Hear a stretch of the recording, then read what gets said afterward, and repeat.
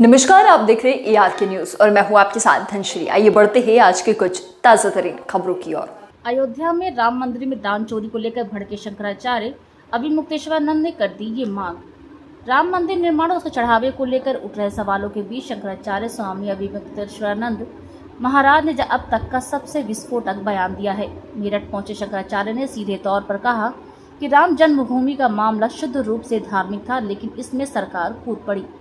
उन्होंने ट्रस्ट के गठन पर ही सवाल उठाते हुए कहा कि सरकारी खजाने से, जिसमें हर तरह का टैक्स और अन्याय का पैसा शामिल होता है, वहां से 1 रुपया निकालकर इस ट्रस्ट को स्थापित किया गया, यानी इस ट्रस्ट के बीच में ही गड़बड़ी है। बनाया जा रहा था राम जन्मभूमि के लिए।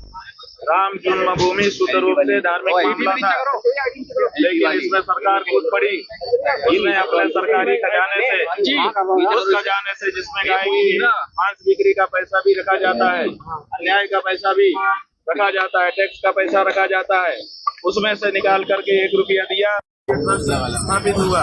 तो इसके अमूल में ही गड़बड़ी है। दूसरी बात यह है कि जब बड़े बड़े धर्माचार्य वहाँ उपस्थित थे तो धर्माचार्यों के ट्रस्ट को टिकट ठुकराया गया। तीसरी बात यह है कि जिन पक्षकारों ने न्यायालय में पक्षकार बन करके हिंदुओं की तरफ से मुकदमा लड़ा था, उन पक्षकारों को क्यों साइडलाइन किया गया और क्यों अपने विश्वस्त लोगों को ट्रस्ट में बैठाया गया।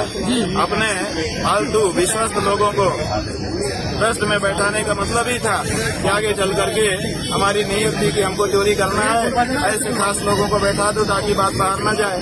तो जो जिस काम के लिए ट्रस्ट बना था वो काम हो रहा है और इतना ही नहीं। अभी जब ये घटना सामने आई तो वहाँ के जो मुख्य सरकार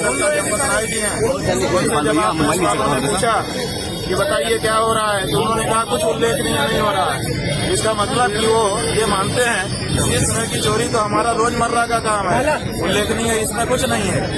तो वहाँ तो रोज ये हो रहा है। उन्होंने खुद कह दिया कि उल्लेखनीय कुछ नहीं हो रहा है, इसका मतलब रोज ये सब होता है, उनके लिए रोजमर्रा का काम है। आप ये बताइए, आप लोगों को पता नहीं है जो रामलला वहाँ पर 1950 में प्रकट हुए थे, उनकी मूर्ति कहाँ है इस समय?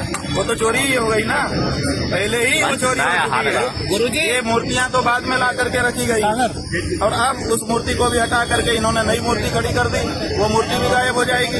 वहाँ तो भगवान राम की चोरी हो चुकी है, आप उसकी बात कर रहे हैं। चंपत राय और जो टिन्नू है उनका ड्राइवर, उसके खिलाफ अभी तक मुकदमा नहीं दर्ज करा रहे हैं। बात यह है कि ये मोबाइल पीछे कराएगा, मोबाइल नीचे करो, बड़ी कहानी बताई।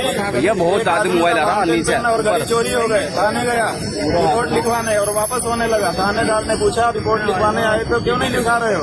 बोला कि रिपोर्ट लिखाना व्यर्थ है, जब आप ही हैं चोर और फाउंटेन पेन से लिख रहे हैं और गाड़ी तो हाथ पूरा तो किसको रिपोर्ट लिखाएं?